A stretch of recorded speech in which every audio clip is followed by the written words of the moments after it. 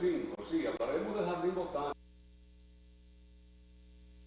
muchos tantos otros temas que él domina, que debemos aprovechar su presencia. Nelson Bautista está con nosotros en este café. Buenos días, Nelson. Buenos días, un día yo soy feliz de estar con ustedes aquí en Super TV 55. Es un cafecito que pinta bastante bueno. Sí, ya viene por ahí, ya eso está en proceso. Nelson, a propósito de las lluvias, veíamos nosotros en tiempo de sequía, la línea noroeste específicamente mostrando imágenes de reses, ganados ya muriéndose porque no había que comer, trasladando muchos productores a otros lugares, buscando donde encontrar comida. Y así también veíamos imágenes, fotografía de lo que antes era un río y que ya prácticamente no quedaba nada. Hemos pasado por algunos ríos, lo estamos viendo, bueno, ríos que lo que eran arroyitos hoy pues están con suficiente agua. Hemos vuelto a tener aquellos ríos que habían desaparecido con todas estas lluvias que hemos tenido. Fíjate, es una pregunta interesante. ¿Te refieres a la época, la último periodo de sequía fuerte que tuvimos entre 2018 y 2020? Se dice que miles de reses en la línea noroeste, por ejemplo, pero en otras zonas del país hubo pérdidas millonarias en cultivos. Los sembradores de arroz, por ejemplo, en la línea noroeste, tuvieron un momento en el que se les dosificó, digamos, se les limitó la siembra de arroz y se dijo, mira, ya no se puede sembrar más arroz porque no hay agua para regarlo. Para poner otro ejemplo, pasó con los productores de banano y los productores del Bajo Yuna. En realidad, esta temporada, estos ciclos de lluvia y de sequía está muy relacionada con la crisis del clima, con el tema de que antes, como dicen los viejos, tú sabías que cerca de mayo llovía y la gente empezaba a sembrar. Inclusive en este país las temporadas de incendio forestal y de desmonte siempre se cifraban. Prepárense que van a tumbar en abril, a fines de marzo, abril, para sembrar las habichuelas de mayo, para que las lluvias rieguen los cultivos. Y lo mismo pasaba cerca de octubre. Hoy día ha sido un poco impredecible. Como bien dices, muchos de los ríos, y en el caso de Santiago te puedes referir al Gurabo, al Quinigua, al Jacagua, al Pontezuela, al San Francisco, casi todos esos ríos que nacen en la cordillera hoy tienen agua y son ríos que se pasan, en los últimos años han pasado hasta 9 meses en estiaje. ¿Qué es estiaje? Con el mínimo de agua posible, que apenas corre un chorrito. Ríos como el arroyo Gurabo, cuando viene a llegar al puente de la Estrella Sadalá, cerca de una compañía de electrodomésticos, hasta el 90% del agua que trae son aguas que no son naturales del río. Son aguas que vienen del agua servida de las casas y el agua pública de las calles, pero básicamente de las cloacas, para que la gente entienda. O sea, agua que de los fregaderos, los baños, que desembocan en el río. Normalmente toda esa agua que viene ahí prácticamente en estos días, cuando ya tú vas más arriba, hacia la parte del puente de la circunvalación norte, tú lo ves bajando con algo de agua desde la cordillera. Eso significa que ha estado lloviendo de manera frecuente, en la cordillera septentrional especialmente, con agua suficiente para que el agua transcurra por el río. ¿Por qué digo con agua suficiente? Bueno, porque con el estado actual de deforestación, si llueve duro, el río baja con mucha agua.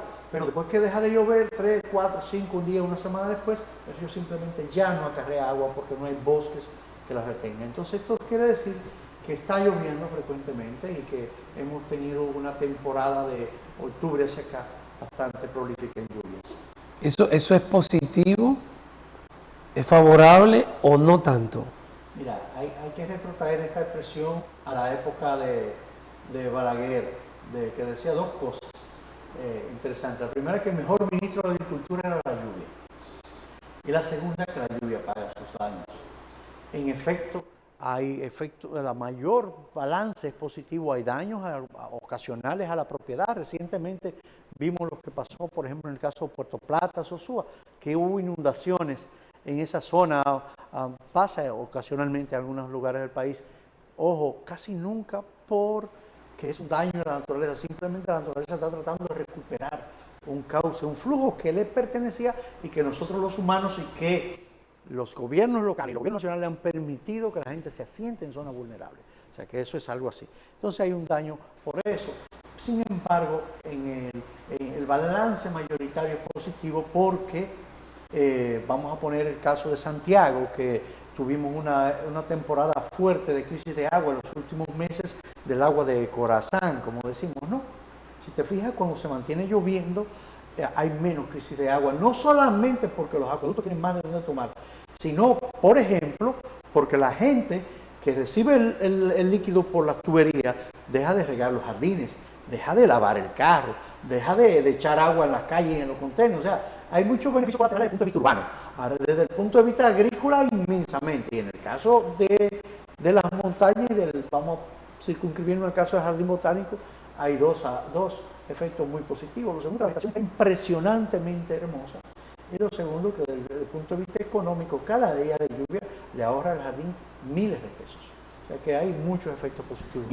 Y tú recorres parte del país y verás esa vegetación, las montañas verdes. Es todo verde. Esto es un espectáculo, señores, ahora recorrer. Hasta el sur, que si normalmente es agreste, en estos días estuve por allá y por la línea noroeste hay un verdor interesante y eso es importante. Vámonos un poquito para allá, para el sur del país. ¿Por qué son tan importantes las cuevas del Pomier? Las cuevas del Pomier son quizás y sin quizás uno de los principales reductos de arte rupestre, del arte prehispánico que se encontraron en el mundo, ¿no? Son de los reductos más importantes porque tienen una gran cantidad, no es una cueva, son una cadena de cuevas que tienen cada una de ellas pictografías, o sea, escritos con arcillas pigmentadas de color, de resina de carbón y demás, que narran la historia de los antepasados de los aborígenes, ¿no? Y que manifiestan todo un legado cultural y todo un relato de lo que fue su vida. Entonces, desde ese punto de vista, todos los países del mundo valorizan esto, lo convierten en museos de la naturaleza, lo convierten en patrimonios de sus países y de la humanidad. Por irnos a un caso, al caso quizás más descollante de todas las cuevas de Altamira en Europa, son un punto obligado de peregrinaciones y producen una cantidad importante de recursos económicos y de visitación turística. En el caso de las cuevas del Pomier, además de su valor ecosistémico, biológico, porque hay cantidad de vida ahí dentro importante, es nuestro patrimonio arqueológico más importante en ese aspecto.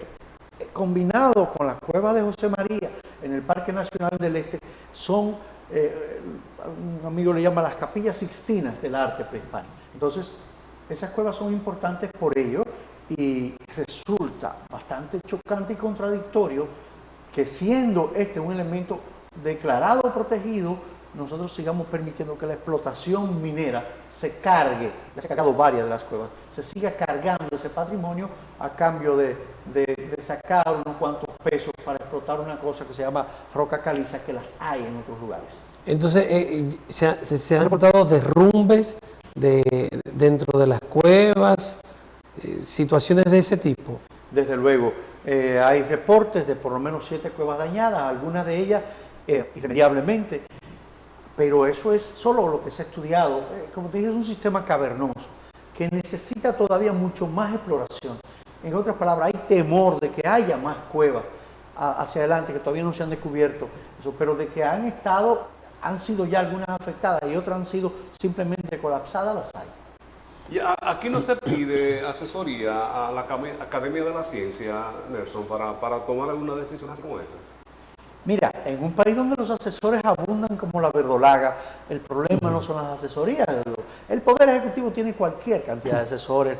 El Ministerio de Medio Ambiente, si tú buscas su nómina, que es pública, te encuentras con una cantidad impresionante de asesores, o el Ministerio de Energía y Minas también. Y entre el Estado es un diálogo de sordos. Si tú te fijas en este caso del Pomier, tú tienes, por un lado, por ejemplo, al director de GEIF, a Salazar, que es de San Cristóbal, que medio entiende el valor de eso, y por las razones que sea, ha estado dando la voz de alerta. Es GEIF. No tiene casi nada que ver con la cueva. Y tiene un discurso. Y en veces ha combinado al Ministerio de Medio Ambiente a que asuma la responsabilidad. Pero hay permiso, o sea, tienen permiso, claro, que están explotando eso. Sí y no, mira, hay 2 empresas reconocidas, Docalsa creo que se llama una de ellas, que tiene licencias ambientales repetidas a lo largo de los años, en una parte de la explotación, y que el Ministerio de Medio Ambiente los ha llamado a capítulo. Y, en efecto, es uno de los responsables porque es la principal procesadora y exportadora y vendedora, y muy vinculada a la minería por una razón simple. La mayoría de gente ignora que mucho de eso que se explota ahí termina, por ejemplo, en la mina de oro de Barrick, o terminaba en Falcondo, porque se necesita para esos procesos, o termina en las cementeras. Entonces, eso es una cosa. Y otra cosa es la minería casi artesanal, porque los comunitarios que reclaman derechos y de propiedad, tú tienes una explotación importante de particulares que, a mi modo de verlo, es uno de los principales causantes de lo que está ocurriendo ahora. Porque a las grandes empresas tú las puedes regular y medio controlar, y hasta suspender la licencia y desaparecerla de ahí. Ahora, esa pequeña minería de fulanito que tiene una pala mecánica, perencejito que quiere un poco, ha hecho un estrago en el caso de la mina del Pumier, y necesitan regularse unos y otros. Siguiendo con el tema de las empresas mineras, decía el ministro de Energía y Minas recientemente, Joel Santos, de que aquí se han construido ya presas de cola y que esto no ha tenido ningún efecto negativo contra el medio ambiente. Claro, él puede estar diciendo una verdad según, para hacerlo en buen cibaeño.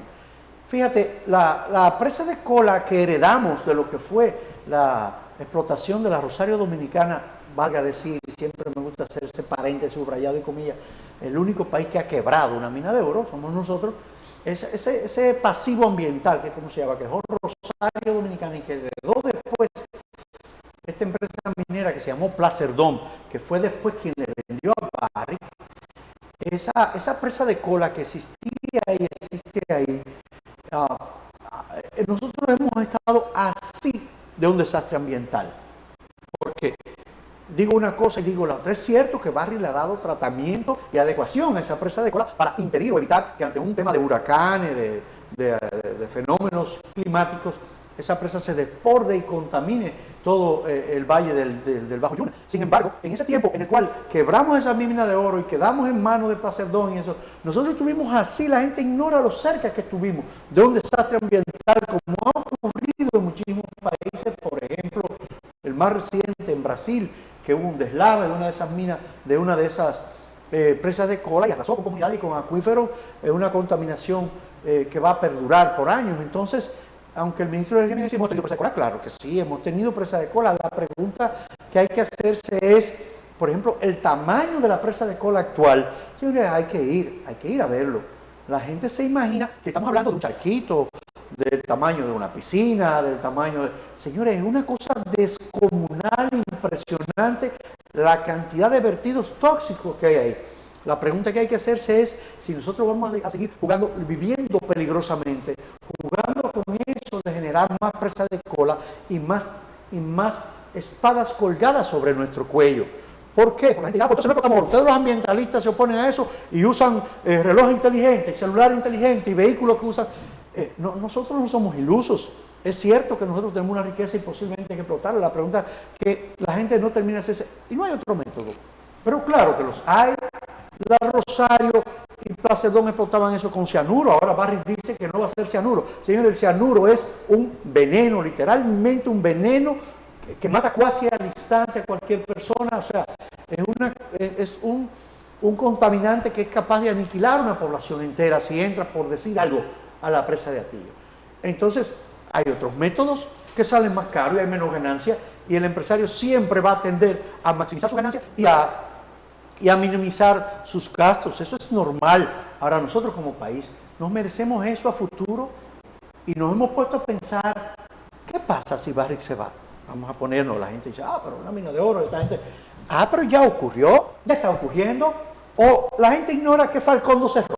Y Falcondo no cerró por un tema ambiental, ni por un tema local, ni porque no lo dejaron Loma Miranda. Falcondo cerró por un problema entre sus accionistas. ¿Y qué ha dejado Falcondo en Monseñor Donuel? Un pasivo económico de miles de millones de pesos a sus suplidores. Espantó la mora. Ahora le están pagando, no sé qué. Pero Falcondo ha dejado algo ahí que la gente no está tomando en cuenta. Y el pasivo ambiental de Falcondo y todos los daños a la cordillera que Falcondo hizo, que debe de resarcirlo, y ya se fue y no sabemos si va a volver. ¿Quién lo va a remediar? ¿Usted sabe quién lo va a remediar? Usted, la chica del café, de sus impuestos, del dinero que ellos tenían que darle al Estado. Lo vamos a terminar si acaso el Estado remedia a nosotros. Si la Barry se va, ustedes saben qué dice el contrato de la Barry, que el responsable de los pasivos ambientales es el Estado dominicano. Ustedes saben que esa reubicación que está haciendo de familias para construir esa nueva presa de cola, construyó una ciudad de más de 600 casas. Eso no es con dinero de la Barry propiamente dicho. Eso es con el dinero que la Barry debe de pagar de impuestos al Estado dominicano, que en el contrato dice que lo puede usar para eso. Al final de la jornada lo estamos pagando nosotros mismos. Por eso cuando yo veo las protestas de que hay que darle más dinero a la gente, sí, yo estoy de acuerdo que hay que pagar lo justo. Pero estamos dando cuchillos para nuestra propia garganta, porque el problema, la fiebre no está en la sábana, la fiebre no es que le paguen un chimá por la mata de cacao. La fiebre es que estamos construyendo otra presa de cola que puede ser peligrosa para el ambiente y que la estamos pagando nosotros mismos. Es como que mandaron contigo a buscar el dinero para tu propio entierro. Y eso es lo que está ocurriendo en la realidad. Vamos a recibir a Xiomara con el Café Santo Domingo, lo mejor de lo nuestro. Santo Domingo, el café, tapa roja y tapa verde. Aquí lo tenemos, el tradicional y el descafeinado. Café Santo Domingo, lo mejor de lo nuestro. Preguntábamos el día pasado a alguien, incluso hay protestas la semana próxima por parte de grupos choferines porque EGI estaba interviniendo carreteras, algunos tramos por ahí y lo han abandonado. Y tenemos entendido de que era una forma de cambiar el parecer de todas esas comunidades que estaban protestando por la construcción de las presas que se iban a construir, las hidroeléctricas. Tenemos conocimiento de que abandonaron la placeta, que retiraron los equipos de allí, Nelson. Mira, el caso de la placeta es muy sui generis, es un expediente conocido. Siempre que alguien, empresario, el Estado, cualquiera, quiera hacer un proyecto, empieza por enamorar, como en plena campaña, digámoslo así, a los potenciales opositores. Es cuando usted empieza con eso, vamos a irnos a lo micro.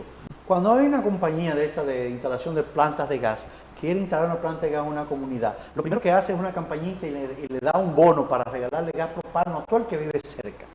Construye una cancha, facilita un camión de bomberos, hace una casa club, le dice a la gente que no te preocupes. Cuando ya construye la planta, al año se olvida. Y aquí hay varios ejemplos así. En algunos de ellas hasta instalaron estaciones de bomberos. Si usted pasa hoy, años después, ya las estaciones de bomberos la quitaron. Hay varios ejemplos en Santiago. Bueno, pues eso está pasando con la sierra aparentemente. Lo primero es que las veces que ustedes me han invitado a este programa a lo largo de los años recordarán que yo he dicho que el proyecto de la presa de la placeta es y será un proyecto natimuerto. Es un proyecto natimuerto en el momento en el que el gobierno de Leonel Fernández lo propuso. Era un proyecto natimuerto, porque decía que iba a ser algo que no era verdad, que de esos ríos, del Jagua y del Bao, iban a sacar 85 megavatios de corriente en una hidroeléctrica que no la puede sacar ni siquiera el complejo Taveras que une al Yaque con eso. Lo era cuando el gobierno de Danilo Medina simplemente lo puso a dormir porque la viabilidad era casi nula. Y lo es al doble cuando el gobierno actual y el director y el jefe de EGI dice que no son 85 megavatios, que son 300. O sea, más de lo que generaba iba a ser hace 20 años, va a ser ahora cuando todo el mundo sabe que nuestros ríos tienen ahora menos agua. O sea, que sigue siendo, dice un amigo muy querido, que ese embuste no es verdad.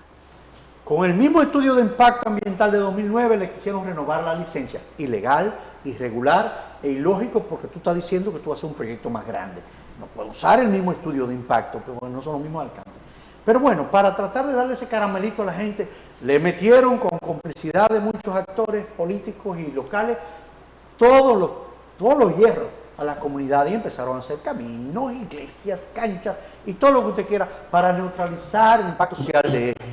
De un tiempo para acá nos hemos dado cuenta que han ido retirando los equipos aquí y allá, porque eso es un proyecto desde el punto de vista inviable. Y no lo dice el pobre Nelson Bautista, ambientalista apasionado con el tema. Lo dice un hecho muy simple, y es que el Ministerio de Economía, para todos los proyectos del Estado, según la ley, debe de emitir una codificación, que es el código SNIP, que es un código que habla de la viabilidad y tasa de retorno de economía de cualquier inversión del Estado de eso. Ese proyecto no lo tiene. Y si lo tiene, me lo muestran y yo me retracto. no lo tiene. Entonces, no he escuchado nunca al presidente de la República hablar de ese proyecto. Si ustedes lo han escuchado, me lo dicen. En mi convicción, a las máximas instancias están convencidos de que ese proyecto no es viable. Y por tanto es un esfuerzo calenturiento de empresarios y de algunos funcionarios de tratar de revivir un muerto. Eso es para mí lo que ocurre con la presa de la Placenta. Hay un llamado a la construcción de mayores represas, cantidad de represas para poder aprovechar toda el agua dulce que se suele ir aquí al mar. ¿Tú estás de acuerdo con eso? Sí y no. ¿Por qué? Estoy de acuerdo con que hacen falta algunas represas. La pregunta es dónde. Y no, resulta y viene a ser que la historia ha demostrado que la mejor represa es una montaña bien reforestada, un cauce bien reforestado. Donde las montañas están bien reforestadas, el agua se conserva de manera gradual y sigue cediendo. En el caso de las placetas, por ejemplo, ya tú tienes la presa de Bao y la presa de Taveras, ya tú tienes ese río represado, ¿para qué tú le vas a agregar otra represa a un río que ya está represado? Aquí hay zonas del país que pueden tener todavía necesidad de otras represas. Te puedo decir, por ejemplo, que el mismo EI construyó una presa en el río Guayubincito, en la presa de Guayubín, le dicen. Santiago Rodríguez. Santiago Rodríguez, que es otra presa innecesaria, porque ya de por sí hay un exceso de agua, porque cuando ya que llega a la desembocadura a Montecristi, ya viene acumulando e inunda una gran parte de ese valle. Y esta presa viene a representar un río que hace estiaje mucho para atrás. Sin embargo, un poco más para arriba, a lo mejor hacía falta. Aquí hay estudios importantes de la zonificación y de la necesidad de presas en muchos puntos del país. Esta zona por aquí de la cordillera septentrional, por el lado que da Puerto Plata, de Yásica, de Sonagor, esa zona, ¿no necesitaría represar también parte de esa Los agua? me dicen que el tiro es muy corto, quiere decir, baja de la montaña y casi inmediatamente va al mar. Ahí hay un punto. Ya. Pero cuando te decía sí, no, con el caso de las presas, en esencia, el problema no es necesariamente las presas, sino las mega obras. Me explico, soy un abanderado, lo he sido siempre y lo seré, del caso de la microhidroeléctrica, que son presas pequeñas, manejables, en cuerpos de agua, algunas veces arroyos, otras veces ríos, que son relativamente de bajo impacto y que te dan un beneficio triple. Te sirven de presa, de acumulación de agua, te canalizan un curso hacia una pequeña turbina, las hay decenas en la cordillera, te puedo hablar de Jarabacoa, debe haber 10 o 12, varias de esas comunidades solo se abastecen de su microhidroeléctrica. Recientemente estuve en la sierra, metido allá en Cenoví, en la zona de la Sidra, de Toma, en la Leonor, y hay dos hidroeléctricas interesantes que le dan electricidad a todas esas comunidades de ríos y de arroyos. Y esas son presas, pequeñas presas que necesita el país multiplicarlas por miles, porque es una de las formas en que la gente da un beneficio directo de esta presa. Si te fijas, y vuelvo al caso de la presa de Guayubín, ni siquiera abastece de agua Santiago Rodríguez, que no tiene agua en su acueducto, porque la hicieron debajo por gravedad, bombear de arriba es muy costoso. Sin embargo, las microeléctricas que te pueden ayudar a eso. Si tú vas a Angostura, en Jarabacoa, o vas a Paso de la Pena, en el mismo Jarabacoa, la gente se abastece de agua de ahí y recibe electricidad de ahí y protegen ese microcuenca. Entonces, sí, necesitamos más presas, pero no en los volúmenes que los megalómanos quieren. Mire, el señor alcalde ha anunciado que ya van a intervenir un tramo de Río Yaque del Norte porque se estaba desde hace mucho tiempo hablando de rescate del yaque, la descontaminación. ¿Se puede descontaminar el yaque sin intervenir desde Manabá o Jarabacoa hasta aquí? Mira, nuestro querido amigo Ulises, a quien le reconozco que tiene un ímpetu, un deseo, una intención de hacer cosas en términos socioambientales de importancia. No he podido, digamos así, obtener la información completa de a lo que él se refiere y me gustaría de verdad tenerla. Estoy esperando un acercamiento para ello, por un tema de curiosidad ambiental y curiosidad ciudadana, porque ya escuchamos una historia similar, recordarán, en la gestión de Gilberto Cerulle, que habló de unos espejos de agua y una zona, unos parques acuáticos, inclusive empezaron las construcciones. ¿Y en qué devino eso? Eso devino en un saneamiento, entre comillas, que lo que implicó fue la extracción de millones de metros cúbicos de agregado de ahí, de los cuales se beneficiaron algunos empresarios amigos de la gestión de Cerulle, y en un posterior abandono porque es otro proyecto, vuelvo a usar la palabra, nati muerto. No hay tal cosa como una intervención de un pedacito del tramo del río, en el caso de un río como el Yaque. Usted quiere ver un ejemplo de lo que no es un jueguito. Vamos al arroyo Gurabo, que es una intervención seria de saneamiento del cauce. Miles de millones de pesos implica eso y los que faltan. Y han venido saneando, haciendo el curso, haciendo un parque lineal, reubicando gente, y tiene que continuar indefectiblemente hasta allá arriba el nacimiento del arroyo Bravo para que sea un saneamiento como tal. ¿Por qué, queridos amigos?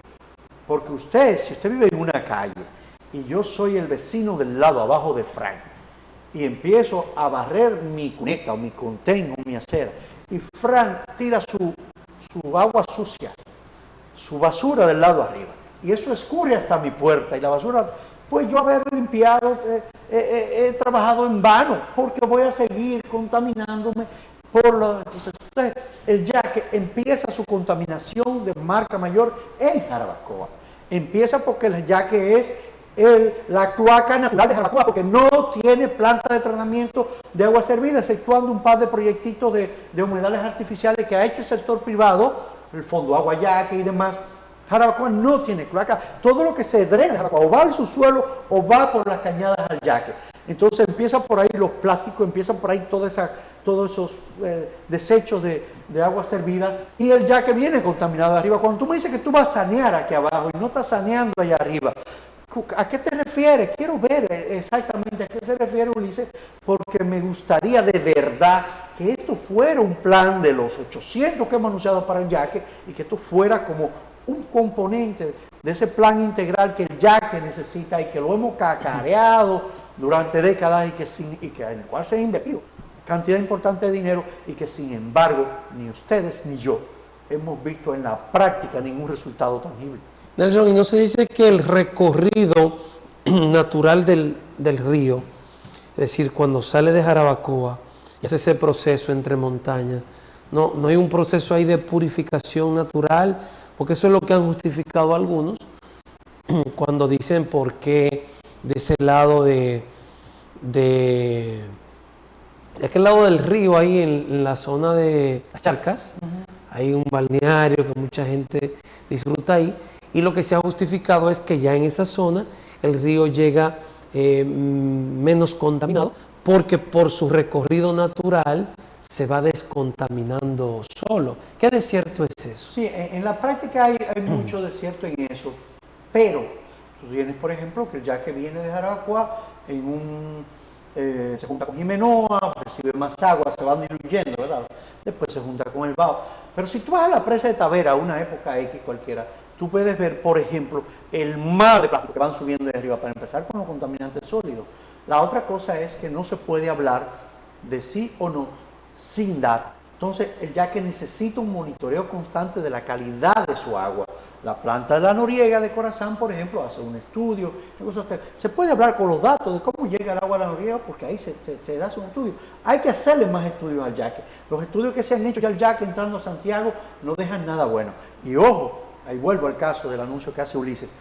A mí me encantaría, y es un mensaje directo al alcalde, y cuando lo vea, den por un hecho que se lo voy a decir, que si hablamos de contaminar el Yaque, hablemos de descontaminar primero aquellas cosas que afectan el Yaque. O sea, yo no tengo forma de sanear el agua del río si no saneo lo que le llega. Empecemos por descontaminar las 7 de 20 y pico de cuerpos de correa transportadora de contaminación que tiene el Yaque a su paso por Santiago. El más evidente de todos es el arroyo Nivaje o Pontezuela. Aquí, te pasa por ahí y cuando te viene o va de Santiago, el nauseabundo olor que le da ya te da un anuncio de lo que va bajando por ahí. Si tú no saneas el Pontezuela, que desemboca un poquito ahí cerca de la fortaleza San Luis, ¿qué tú haces con sanear el Yaque? Si como quiera el Pontezuela le va a dar el vertido, incluyendo urbanizaciones de clase alta de la ciudad, de las más caras del metro cuadrado de la ciudad, tienen planta de tratamiento, la tienen. ¿Cómo llega esos efluentes al Pontezuela? ¿Cómo llegan a lo que la gente llama la cañada de Villa Olga? Señores, que era un arroyo. Que en el caso de Villa del Caimito, ¿cómo llegan? ¿Cómo llega el Jacagua? Entonces, empecemos por ahí, señor alcalde. Nos gustaría mucho que empecemos un programa de saneamiento de eso. Y vuelvo y pongo el ejemplo del arroyo Gurabo. Es que todos esos cuerpos, si tú quieres sanear el yaque, empieza por sanear los microcuerpos que afectan el yaque. Es la única forma que veo en este momento. Ahora que mencionas el tema de los plásticos, siendo todavía Seara Hatton ministro de Medio Ambiente, el presidente de la República anunció un plan nacional para tratar residuos sólidos de manera específica los plásticos. Y habló de que se estaba contando para el inicio de esto con un aporte que hizo el Banco Mundial. Creo que el Banco Mundial o un fondo de esos de $400.000 para iniciar el proceso. ¿Tú tienes conocimiento de qué tanto se ha avanzado en ese sentido? Bueno, en principio creo que el tema era para el caso de Duquesa nada más. Aún así, $400.000 viene siendo, como decimos en la ciudad, una especie de pellico de ñoco para tú impactar ese tema. En el caso de los plásticos hay una receta similar a lo que hablábamos hace un momentito del yaque. Tú puedes hacer el plan que tú quieras, anunciar lo que te dé la gana en términos de contaminación, de ataque a la contaminación por plásticos. Pero eso es como cuando tu cuerpo tiene fiebre, está enfermo, es un síntoma. Si tú no atacas la raíz, si tú tienes una infección y lo que tomas es antipirético, o sea, para bajar la fiebre, y no atacas la infección, lo que está es postergando el problema.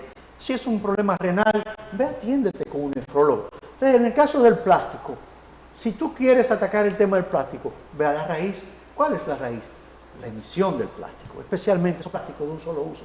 La cantidad impresionante, absurda y descontrolada del foam, que es un plástico de un lo uso una vez, no sirve para reciclar, no sirve para reutilizar, no sirve para generar, no sirve para más nada. Empecemos por ahí. Si tú no resuelves eso, tú puedes invertir el dinero que tú quieras.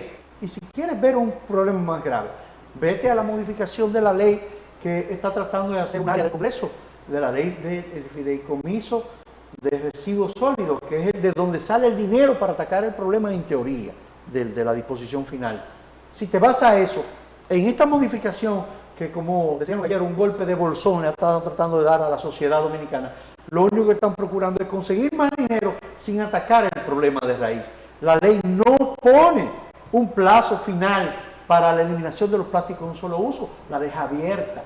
Entonces vamos a seguir metiendo dinero, vuelvo y digo, de nuestros impuestos para atacar un problema que hay que resolverlo de raíz, prohibiendo de una vez y por todas los plásticos de un solo uso. Ya nos decía que ha favorecido la lluvia, el jardín botánico, que está bonito, que el verdor. ¿Qué otras cosas más podemos destacar? Sí. Ciertamente, el Jacagua tiene una especie de burbuja de calor, ¿no? Los moradores de esa zona baja, por ejemplo, los que viven más para arribita, para lo alto, siempre tienen un frescor y una neblina y una cosa. Cuando tú bajas a Jacagua, entre la circunvalación norte y eso, a veces llueve toda la ciudad, llueve, vamos a decirlo así, hasta Infotep, y de ahí para arriba no llueve. Sin embargo, en los últimos meses ha sido un efecto contrario. Ha estado lloviendo por lo menos 1 o 2 veces a la semana, en el último mes casi a diario. Y eso en el jardín ha generado un bienestar desde el punto de vista de la biodiversidad, de las especies de la flora y la fauna, que recobra un verdor y un florecimiento interesante, y después vienen los frutos, ¿no? Por un lado. Por otro lado, tenemos una queja parcial porque, decía ahorita, la lluvia paga sus daños. Pero en este momento 7 obras de construcción que ya tienen una ralentización, o sea, una demora de hasta 2 meses. Obras que debieron estar listas en enero, en febrero, en noviembre, no están listas porque la lluvia detiene un poco los procesos de construcción. Bueno, es una queja parcial porque al final de la jornada preferimos que llueva aunque la obra sea más. ¿Qué están haciendo? El jardín está viviendo el momento de mayor, digámoslo así, de mayor impacto en términos de infraestructura desde su inauguración en 2018. Hay que recordar que en abril de 2018 el presidente Medina le dio a Santiago lo que para mí, en mi humilde opinión, son las 2 obras de mayor trascendencia a largo plazo de la ciudad, por encima de las calles, por encima de las edificaciones. El Parque Central y el Jardín Botánico son las 2 obras que a 50 años todos estaremos obligados a reconocer y a valorar. por el impacto que van a tener en la salud presente y futura del pueblo. Bueno, el carnaval, por ejemplo, es una muestra de ello. Llegó a su espacio, a lo que debió ser su espacio natural, un gran parque con seguridad, que esperamos que vaya muy bien, como el Parque Central. Bueno, en el caso del jardín, después que se inauguró en 2018, no hubo mayores intervenciones del Estado. Hicimos algunas obras con ayuda del sector privado y bueno, afortunadamente la gestión del presidente Abinader volteó su mirada por gestión de varios actores del Consejo de Administración y de las autoridades, del mismo senador Eduardo Estrella, que hay que reconocerle esto, y de otras del funcionarios como la gobernadora. Pusieron su mirada en el jardín y tratando de completar las obras que dejamos sin complementar en ese periodo. Hay un plan maestro que proyectaba unas 32 obras, se habían hecho 16, faltaban 16. Bueno, pues el gobierno intervino en 5 de esas obras y el sector privado en 2. Ahora se acaba de terminar, se va a inaugurar en los próximos días, el primer banco de semillas o de germoplasma en la región norte. Se está haciendo con apoyo de una institución financiera local y del gobierno. Ese está ya prácticamente listo para inauguración. Se está terminando para inaugurarse el próximo marzo lo que será el orquidiario más grande del Caribe y más vistoso. Se está haciendo también con apoyo de una familia de Santiago y del gobierno central también. En mayo se va a inaugurar la Casa de Ecoteatro, que es un espacio, un nuevo auditorio de animación cultural que tendremos en el jardín de animación ecocultural y ecoeducativa. Es el Freddy Ginebra. Ese en homenaje a don Freddy Ginebra, se va a inaugurar en mayo ya. Es una de las obras que está un poco rezagada por lo del clima, pero está ya a punto de terminarse la obra civil. Entonces también se está duplicando el tamaño de los estacionamientos, se está remozando el mariposario Greta, que se construyó con apoyo privado hace unos años y que se va a reabrir ya en las próximas semanas, y lo mismo con el laberinto. Sin embargo, la obra de mayor envergadura, de mayor calaje, que se está haciendo con apoyo de la Presidencia de la República, es el Centro de Visitantes, que será un lugar de orgullo para la ciudad, un nuevo ícono del punto de vista arquitectónico, del punto de vista del modelo de estructura y del modelo de recepción a espacio público que va a ser este centro de visitantes, y que tenía fecha de inauguración para julio, y que por el tema de la lluvia probablemente se mueva un poco más adelante, pero va a muy buen ritmo. O sea, está ralentizado un poco por temas climáticos, pero en términos del contratista muy responsable ha sido, y el gobierno central, lo digo donde quiera que voy, soy un crítico pasivo de los gobiernos cuando fallan. En este caso el presidente ha cumplido con su palabra y ha dado los recursos oportunamente, sin dilación, para que estas obras se construyan. Todo aquel que ha ido al Parque Armando Bermúdez tiene que chuparse una charlita ahí de darle corona. Así es. Todo. Esto podría implementarse aquí en el parque. Todo aquel que llegue ya a tener una orientación de lo que hay, de lo que debe cuidar, por lo que debe velar. Excelente, Frank. Precisamente el objetivo de estos dos centros, el centro visitante y la sala de ecoteatro, es esa. Me explico. La obstancia en los países desarrollados es que cuando tú vas a un espacio que tiene un interés, por ejemplo, un zoológico, un jardín botánico, un acuario, es que tú pasas primero por una sala de inducción, donde te explica lo que vas a ver, los puntos de interés, y que para los fines de los organizadores, o sea, de nosotros como patronato, como organismo de gestión, nos interesa que la gente vaya a divertirse, que vaya a disfrutar, pero que aprenda. Entonces, en el centro de visitantes primero hay una sala interpretativa para ver todo lo que vas a ver, videos, hay instrucciones y demás. Pero ya cuando tú vas como grupo organizado, nosotros recibimos al día cientos de estudiantes de escuelas y colegios. Muchos de ellos los buscamos a sus centros educativos con un programa que se llama la Escuela del Jardín. Vamos en un autobús, lo buscamos y lo llevamos. Cuando se llega con esos estudiantes actualmente, en un pequeño salón se les da una charla sobre la importancia de los árboles, de los ecosistemas, del valor del agua, de la fauna, del cambio climático, etc. Bueno, pues la sala de ecoteatro que se hace en honor a Freddy Ginebra tiene ese propósito. Se va a tener unos elementos audiovisuales y un acompañamiento de facilitadores. Llegó un grupo de estudiantes, antes del recorrido pasa por ahí, reciben lo que se llama esa charla, esa animación, primero para que aprendan de dónde, qué hay, qué me interesa y dónde no, y segundo para que salgan con esa, por lo menos, inducción al aprendizaje, y eso es uno de los componentes más valiosos que creo que vamos a tener a largo plazo. ¿Algo más? Bueno, ya no sé si hay algo para destacar, algo que recordar, Bueno, mensaje final.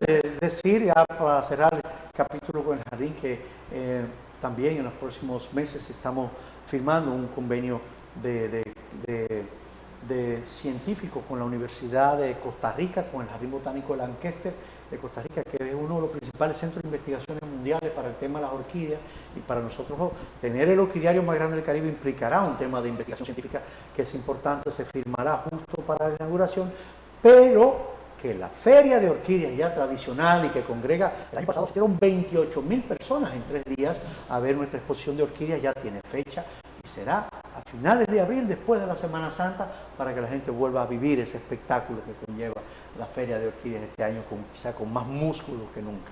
Gracias a Nelson Bautista por acompañarnos en esta mañana. Siempre pues es placentero compartir con él este escenario y sobre todo muy edificante todas estas informaciones y todas estas orientaciones. Un gran conocedor, un preocupado por el medio ambiente de República Dominicana.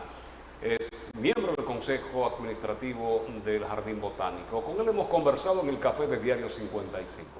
A ustedes las gracias por acompañarnos. En nombre de Lenis Tejada Betancourt, Adalberto de León en la producción general, Frank Rodríguez y todo lo que somos partes de las mañanas en el 55, agradecemos su sintonía. Mañana después de la misa aquí nos reencontramos una vez más. A las 10 el programa Buen Día, no se lo pierda.